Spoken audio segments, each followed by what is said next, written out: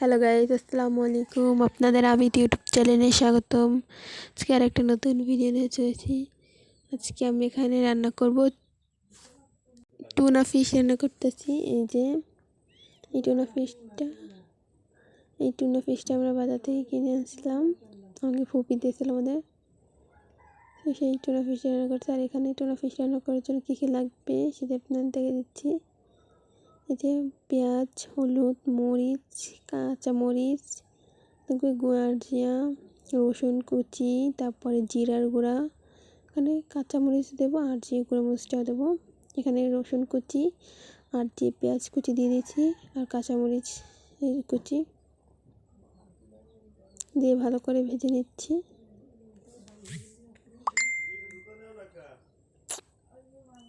এই যে আর এখানে সবজির মধ্যে টমেটো, সিম আর যে বেগুন, সেই সবজিটা দিয়ে ভালো করে এর ভিতরে দিয়ে দিচ্ছি। দিয়ে এখন মশলা দিয়ে দেবো, হলুদ মরিচ আর জিরার গুঁড়োটা দিয়ে দেবো। দিয়ে ভালো করে নেড়ে নেব।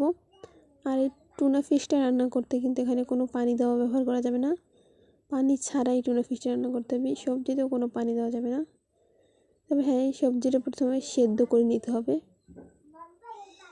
প্রথমে সেদ্ধ করে নিয়ে তারপরে সেটাকে রান্না করতে হবে। এবার সেদ্ধ করে নিয়েছি।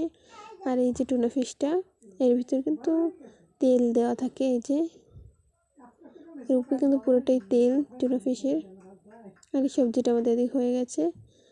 এবার এখন আমরা টুনা ফিশটা দিয়ে দিচ্ছি। আর গাইস, এই টুনা ফিশটা যে এতটা পরিমাণ মজাদার হয়েছে সেটা আমি না খেলে কেউ বুঝতে পারবেন না এই টুনা ফিশটা কতটা মজা সবজি দিয়ে রান্না করলে।